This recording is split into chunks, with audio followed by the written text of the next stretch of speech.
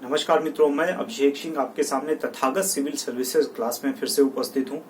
पिछली क्लास में हम लोगों ने ब्रह्मांड की उत्पत्ति तथा उससे संबंधित कुछ जो अवधारणाएं हैं प्रमुख रूप से जो हमारे लिए आवश्यक हैं पढ़ने के दृष्टि से और हमारी प्रतियोगी परीक्षाओं की दृष्टि से, उनको हम लोगों ने पढ़ा था। उसके साथ ही पिछली ही क्लास में हम लोगों ने यह भी पढ़ा था कि यह ब्रह्मांड कैसे निर्मित हुआ है, अर्थात उससे संबंधित जो बिग बैंग थ्योरी है वो कैसे बना, उसकी उत्पत्ति कैसे हुई, बिग बैंग थ्योरी क्या थी, नाभ की संलयन अभिक्रिया कैसे हुई इत्यादि। इस तरह की जो भी विषय वस्तु है हमारे सिलेबस से संबंधित उसको पढ़ा था। इसके साथ ही हमने ये भी पढ़ा था कि आकाश गंगा क्या होती, खासतौर से अपनी आकाश गंगा जिसे हम मिल्की वे या ऐरावत पथ के नाम से जानते हैं, और उसकी संरचना कैसी है, उसमें किस तरह के प्रसिद्ध तारे पाए जाते हैं, हमारे सौरमंडल की स्थिति क्या है, चक्र किसी तारे की परिस्थितियां क्या होती हैं, उसके बीच का हिस्सा कैसा, इत्यादि। ये छोटी छोटी जो हमारी परीक्षाओं के लिए आवश्यक हैं वो सारे विषय हम लोगों ने पढ़ लिए थे। आज इस क्लास में हम लोग पढ़ेंगे तारा, अर्थात आकाश गंगा का एक अगला भाग, तारे या जो स्टार्स कहलाते हैं, स्टार कहलाते हैं, वो सारी की सारी संरचनाएं, क्योंकि ये भी एक आकाश गंगा का ही एक भाग है, अलग तो है नहीं। और इसी के साथ ही फिर हम सौरमंडल में प्रवेश करेंगे। सौरमंडल में विभिन्न प्रकार के ग्रह हो सकते हैं, उपग्रह हो सकते हैं, और अन्य जो पिंड होते हैं उन सभी के विषय में पढ़ेंगे। उससे पहले, सौरमंडल पढ़ने से पहले तारा क्या होता है, नक्षत्र क्या होते हैं, तारा मंडल क्या होता है, ब्लैक होल क्या होता है, और हमारे सूर्य की जो संरचना है वो क्या है, कैसी है, उसके विषय में हम लोग समझें इसको। देखिए, जब हम तारे की बात करते हैं तो एक ऐसी संरचना है जो हमें लगातार प्रकाश प्रदान करती है। प्राकृतिक रूप से हमारी ऊर्जा का एकमात्र स्रोत जो है वो है सूर्य, और सूर्य क्या है, एक तारा है। अर्थात तारा ही या जो उसका प्रकाश है, जो उसकी ऊर्जा है, वही हमारी ऊर्जा का एकमात्र स्रोत है। इस जीवन के ऊर्जा का एकमात्र स्रोत ही वही है। इसका निर्माण कैसे होता है और यह स्वरूप कैसा है, ये सारी बातें। दूसरी चीज ये है कि जब हम तारे का विकास क्रम तो पढ़ेंगे ही पढ़ेंगे, कैसा तारा बनता है और उसकी मृत्यु कैसे होती है, क्योंकि सीधी सी बात है, जो भी जन्म लेता है उसकी मृत्यु भी होती है, चाहे एक जीवन के रूप में हम हो या जो भी हमारे आकाशीय पिंड हैं जो हमको दिखाई पड़ते हैं भौतिक अवस्था में। जो भी उत्पन्न हुआ है, जिसका निर्माण हुआ है, उसका मृत्यु होना एक संभावित स्थिति है। तो सीधी सी बात है कि स्टार भी जन्म लेता है और उसके बाद स्टार भी ब्लैक होल के रूप में जाकर खत्म हो जाता है, ऐसी स्थितियां। लेकिन जब हम संपूर्ण आकाशगंगा पढ़ते हैं तो उसके साथ हमको नक्षत्र मिलते हैं। नक्षत्र को केवल ऐसे ही समझ लीजिए, नक्षत्र अर्थात तारों का समूह है। हमारे जो वैज्ञानिक हैं वो कहते हैं कि 27 नक्षत्र हैं, और अब भारतीय जो ज्योतिषी हैं वो कहते हैं 28 नक्षत्र हैं। वो है, वैसे तो प्रमुख रूप से 27 ही मानते हैं, एक और 28वां नक्षत्र को भी वो स्वीकार करते हैं। जैसे रोहिणी नक्षत्र हो सकता है, अनुप्रिया हो सकता है, इस तरह के कई सारे नक्षत्र हैं। तो वो नक्षत्र का स्वरूप है जो तारों की एक साथ हमको गुच्छा दिखाई पड़ता है। गुच्छा का मतलब होता है एक जगह हमको बहुत सारे तारे एक साथ दिखाई पड़ते हैं, वो क्या होते हैं, नक्षत्र होते हैं, ये ध्यान रखिएगा। और पृथ्वी जब अपने घूर्णन की स्थिति में होती है, घूर्णन की दशा में पृथ्वी एक नक्षत्र को पार करके उत्तरोत्तर फिर उसी नक्षत्र के सामने होती है, तो इसे कहा जाता है नक्षत्र दिवस। अर्थात नक्षत्र से ही नक्षत्र दिवस निकलता है। जैसे सूर्य की एक परिक्रमा, सूर्य का भाई 24 घंटे में पूरा का पूरा एक घूर्णन करती है पृथ्वी, तो उसको हम सौर दिवस कहते हैं कि हमारा भाई दिन हो गया। उसी तरह जब नक्षत्र की बात करें तो एक नक्षत्र के सदृश पृथ्वी का कोई एक केंद्र जब दोबारा आता है तो उसे नक्षत्र दिवस कहते हैं। और ये स्थिति होती है 23 घंटे 56 मिनट की। ध्यान रखिए, 23 घंटे 56 मिनट 4 सेकंड की कुल स्थिति होती। नक्षत्र दिवस 23 घंटे 56 मिनट और 4 सेकंड का होता है। तारा मंडल क्या होते हैं? तारा मंडल हमें बड़े सुंदर से अंतरिक्ष में तारों की एक आकृतियां नजर आती हैं। ये नक्षत्र गुच्छा होता है, समूह होता है, और ये जो तारामंडल होता है ये आकृतियां होती हैं। जैसे आप लोगों ने बहुत सुना होगा सप्तर्षि तारामंडल। सप्तर्षि मतलब हम भारतीय ज्योतिषी के अनुसार, ज्योतिष विद्या के अनुसार वो 7 ऋषियों का क्रम बताया जाता है। तो वो एक तारामंडल है जो 7 तारों का एक समूह है। उनकी अपनी एक डिजाइन है जो हमको अंतरिक्ष में बड़ी खूबसूरत सी नजर आती है, उसी को हम तारामंडल कहते हैं। और ध्यान रखिएगा कि हमारे आकाशगंगा में 88 तारामंडल हैं जो दुनिया भर के वैज्ञानिकों ने शोध किए। उनके अनुसार 88 तारामंडल हैं, 88। ये ध्यान रखिएगा, 88 तारामंडल हैं। और नक्षत्रों की संख्या वैसे तो 27 है, लेकिन भारतीय ज्योतिषियों के अनुसार ये 28 है। ब्लैक होल क्या है, इसको हम लोग डिटेल से पढ़ेंगे। ब्लैक होल जब तारा मर जाता है, उसकी उम्र खत्म हो जाती है, तो उसका केंद्र जो होता है जब उसमें विस्फोट होकर बहुत भीषण रूप धारण कर लेता है और उसका गुरुत्वाकर्षण बहुत ही ज्यादा बढ़ जाता है, और वहां से प्रकाश जैसी संरचना जो है, प्रकाश कण जो है वो भी नहीं पार कर पाते हैं, वो भी उसमें प्रवेश करने के बाद विलुप्त हो जाते हैं। वो जो संरचना होती है वो ब्लैक होल कहलाती है। और हमारी आकाशगंगा के बीचों बीच एक ब्लैक होल है, और ब्लैक होल का वह क्षेत्र जहां पर बहुत ज्यादा प्रकाश का क्षेत्र होता है उसे वर्ज भी कहा जाता है। ये भी ध्यान रखिएगा, इसको हम लोग डिटेल से पढ़ेंगे क्योंकि तारों के अंतिम रूप में ब्लैक होल ही आएगा। अब आते हैं तारा। तारा क्या है? तारा जैसा मैंने बताया, तारा एक ऐसा आकाशीय पिंड है जो हमारी ऊर्जा और हमारी प्रकाश दोनों का सबसे प्रमुख प्राकृतिक स्रोत है। साथ में हमारी ऊर्जा का, पृथ्वी की ऊर्जा का एकमात्र स्रोत भी यही है। इसके अतिरिक्त दूसरा कोई स्रोत नहीं है। इसकी एक निर्मित होने की प्रक्रिया है। निर्मित होने की प्रक्रिया का पर यही है कि जिस तरह से हमने पिछली क्लास में ये पढ़ा था कि नेबुला की एक ऐसी संरचना बनती चली जाती है संग्रहण से, जो बहुत सारे बादलों को संग्रहित कर देती है, तो आकाशगंगा का निर्माण हो जाता है। उसी आकाशगंगा के भीतर ही जो उसकी भुजाएं होती हैं, उस भुजाओं के भीतर ही ऐसी प्राकृतिक रिएक्शन होते चले जाते हैं, प्रक्रियाएं होती चली जाती हैं, जिसके आधार पर तारों का निर्माण होता है। और फिर धीरे धीरे करके तारा अपनी गतिशील अवस्था में आगे बढ़ता चला जाता है। जब हम तारे की बात करते हैं प्रारंभिक स्थिति में, तो सबसे पहले जो तारा निर्मित होता है उसे हम भ्रूण तारा या प्रोटोस्फीयर या प्रोटोस्टार या एम्ब्रियो स्टार कहते हैं। सबसे पहली जो अवस्था होती है, जिसे हम कहें बचपन ना कहें, जन्म लेने की अवस्था कहें, जन्म लेने की जो अवस्था होती है किसी तारे की, वो भ्रूण तारा, एम्ब्रियो स्टार या प्रोटो स्टार के नाम से जाना जाता है। जब नाभिकीय संलयन अभिक्रिया प्रारंभ होती है हमारी आकाशगंगा की भुजाओं में, हाइड्रोजन से हीलियम बनने की प्रक्रिया प्रारंभ होती है। सबसे प्रमुख चीज ध्यान रखिएगा, हाइड्रोजन से हीलियम बनने की प्रक्रिया प्रारंभ होती है। तो ये जो प्रक्रिया प्रारंभ होती है, वहीं से किसी भी तारे का निर्माण होना शुरू होता है, और यही तारा एम्ब्रियो स्टार के नाम से जाना जाता है। ये जन्म लेने की अवस्था होती है, हाइड्रोजन से हीलियम बनने की अवस्था होती है, नाभिकीय संलयन होता है। और ये जो अवस्था होती है ये लगभग 50,000 वर्षों तक लगातार चलती रहती है। अर्थात तारा ये थोड़ी ना है कि जैसे जन्म लिया और तुरंत प्रक्रिया शुरू हो गई, नहीं। जन्म लेने की या एम्ब्रियो स्टार से मैच्योर स्टार बनने तक की, या हम ये कहें कि मुख्य रूप से प्रोटो स्टार बनने की जो प्रक्रिया होती, वो कम से कम 50,000 वर्षों की होती। कम से कम, किसी तारे में ज्यादा भी हो सकती है, किसी में कम नहीं होती, कम इससे अधिक ही होती है, ज्यादा हो सकती है, कम नहीं हो सकती। तो 50,000 वर्षों तक की प्रक्रिया होती है, ध्यान रखिएगा। हाँ, 50,000 वर्षों या उससे अधिक का समय लगता है। जब कोई तारा एक प्रोटो स्टार बन जाता है, 50,000 वर्षों में अपना पूर्ण रूप धारण कर लेता है, तो वो फिर धीरे धीरे करके मैच्योर होना शुरू होता है। और ये जो मैच्योर होने की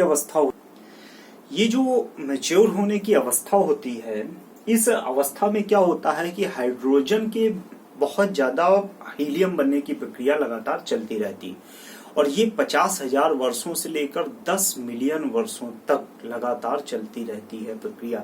इसी को हम मैच्योर स्टार भी कहते हैं, पूर्ण स्टार भी कहते हैं, इसी को हम प्रोटो स्टार भी कहते हैं। इस प्रक्रिया के दौरान एक और स्थिति होती है कि जब ये प्रक्रिया चल रही होती है वो हाइड्रोजन से हीलियम बनने की, तो क्या होता है कि लगातार हाइड्रोजन के बादल बनते चले जाते हैं, बहुत तेजी से हाइड्रोजन के बादल बनते हैं।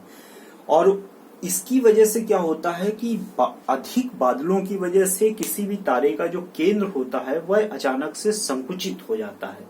संकुचित होने का मतलब है बहुत सीमित हो जाता है, और इसकी वजह से उसके जो अणु होते हैं वो नजदीक आ जाते हैं, और अणु नजदीक आने का सीधा सा मतलब है कि अणुओं में जो टक्कर होती है वो बहुत तेजी से बढ़ना प्रारंभ हो जाती है। और यही अणुओं की प्रक्रिया तेज होना, रिएक्शन तेज होना, और ये जो स्वरूप होता है अणुओं का तेज हो जाना, इसकी वजह से क्या होता है, हाइड्रोजन की खपत ज्यादा होने लगती है, हीलियम का निर्माण ज्यादा होने लगता है, और कोई भी तारा अधिक प्रकाशवान होना शुरू हो जाता है। देखिए, ये जो भ्रूण तारा है, ये सारी प्रक्रियाएं प्रोटोस्टार या भ्रूण तारा, एम्ब्रियो स्टार के मैच्योर स्टार बनने की स्थिति में ही लगातार होती रहती है।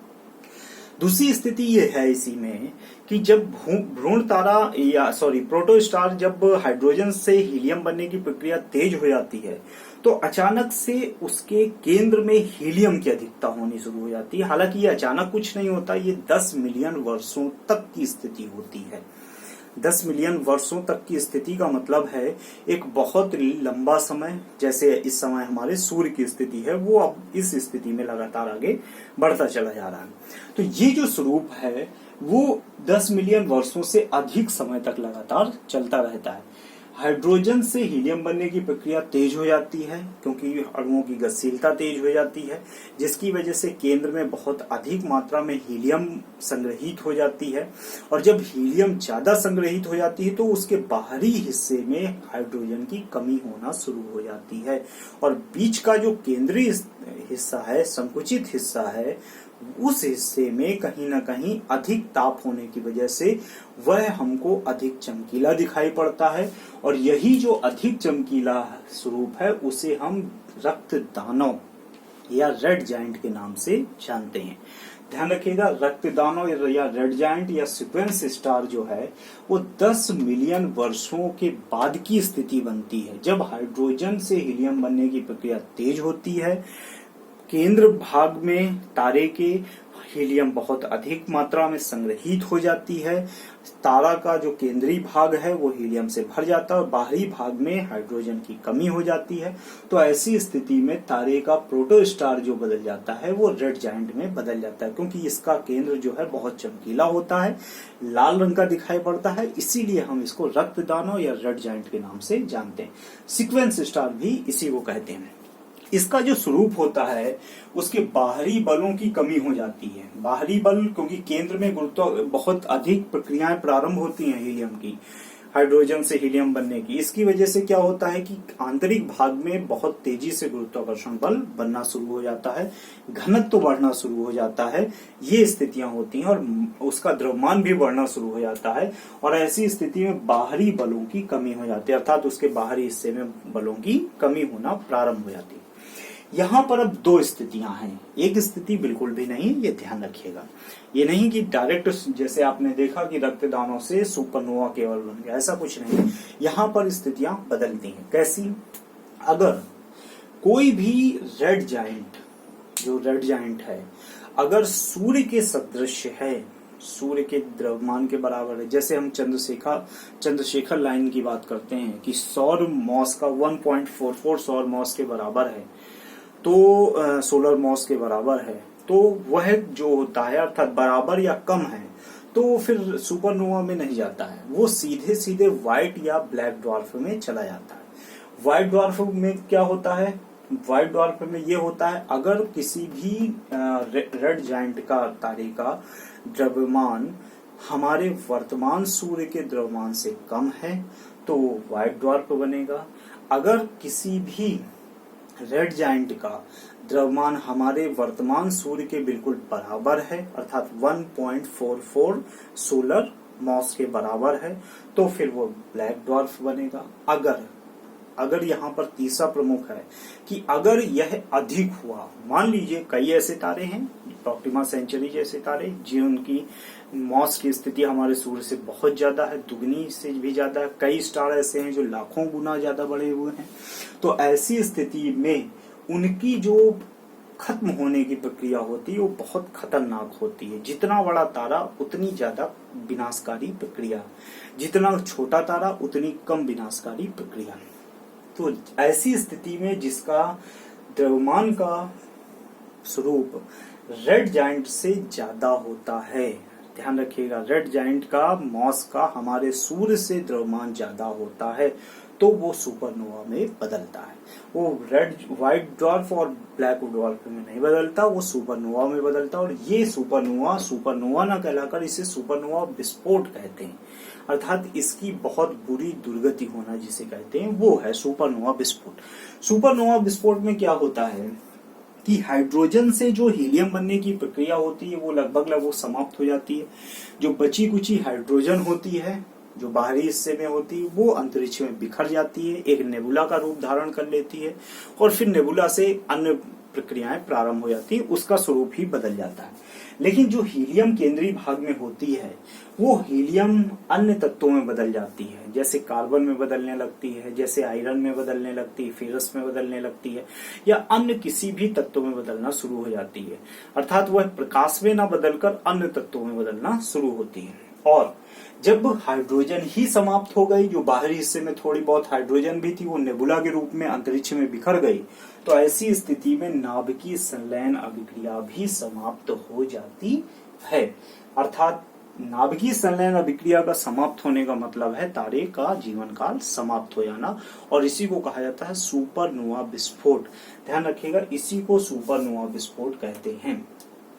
सुपरनोवा विस्फोट बहुत घातक होता है, बहुत प्रलयकारी जिसे कहते हैं, पूरा तारा बिखर जाता है, बहुत बड़े उसका केंद्र जो होता है वो बहुत ज्यादा अचानक से फूल जाता है और बहुत छोटा सा हिस्सा केंद्रीय भाग के रूप में सिकुड़ जाता है। ऐसे तारे जो पूरी तरह से फूल कर बिखर जाते हैं उनका प्रलय तो के साथ ही वो समाप्त भी हो जाते हैं, लेकिन कुछ तारे ऐसे होते हैं जो फूलने के बाद अचानक से बहुत तेजी से सिकुड़ जाते हैं और सिकुड़ने की स्थिति में उनका जो केंद्रीय भाग अपने वर्तमान केंद्र से मात्र 1% बचता है। ऐसे तारों को हम न्यूट्रॉन स्टार के नाम से जानते हैं। जिनका केंद्रीय भाग मात्र 1% ही बचता है उन्हें हम न्यूट्रॉन स्टार के नाम से जानते हैं, या इन्हीं को पल्सर स्टार भी कहा जाता है।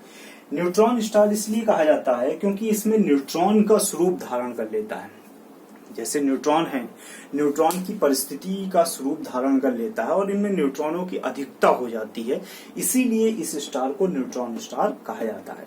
इसी को पल्सर स्टार भी कहा जाता है, इसी को न्यूट्रॉन स्टार भी कहा जाता है। इसका केंद्र जो होता है वह मात्र अपने पुराने तारे के केंद्र का 1% भाग ही बचता है।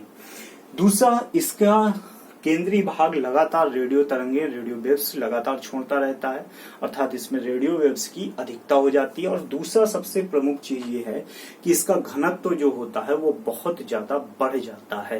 ध्यान रखिएगा, घनत्व जो है वो बहुत ज्यादा बढ़ जाता है।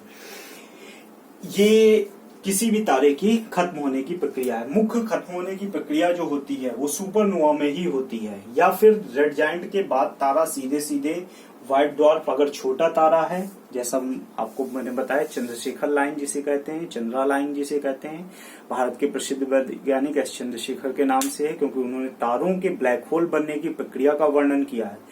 उसी प्रक्रिया में उन्होंने मॉस के आधार पर यह तय किया कि हमारे सूर्य के का जो मॉस है 1.44 सोलर मॉस जिसे कहते हैं, उससे कम अगर मॉस पर कोई तारा खत्म हो रहा है तो वो व्हाइट ड्वार्फ बनेगा। अगर कोई उसी के बराबर मॉस पर खत्म हो रहा है तो वो हमेशा ब्लैक ड्वार्फ बनेगा। अगर चमकीला नजर आता है तो व्हाइट ड्वार्फ कहलाने लगता है, अगर कम चमकीला हो जाता है तो फॉसिल स्टार के रूप में ब्लैक ड्वार्फ बन जाता है। लेकिन अगर किसी भी तारे का जो मॉस है जो हमारे सूर्य की स्थिति से अधिक है तो उसकी जो खत्म होने की प्रक्रिया होती है वो सुपरनोवा में चली जाती है और फिर न्यूट्रॉन स्टार भी वह बन सकता है ऐसी भी स्थिति। ये ध्यान रखिएगा, ये हमारे तारे के खत्म होने की स्थितियां हैं या तारे की संरचना है कैसी होती है।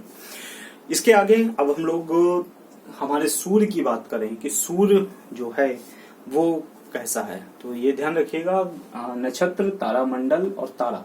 अब इसके अगले चरण में सूर्य और ब्लैक होल पढ़ते हैं। एक चीज और ध्यान रखिएगा, जब कोई भी तारा नीले या सफेद रंग का दिखाई पड़ता है तो वो है युवावस्था का तारा होता है, नया नया बना हुआ तारा होता है, नौजवान होता है, यंग होता है। दूसरा, जब कोई भी तारा नारंगी या ऑरेंज दिखाई पड़ता है वो प्रौढ़ होता है, मैच्योर हो चुका होता है, ये भी ध्यान रखिएगा। और तीसरी स्थिति ये होती है जब कोई भी तारा लाल रंग का दिखाई पड़ता है तो इसका मतलब है कि वह तारा वृद्ध हो रहा है, बुजुर्ग हो रहा है, या उसके खत्म होने की अवस्था प्रारंभ हो चुकी है।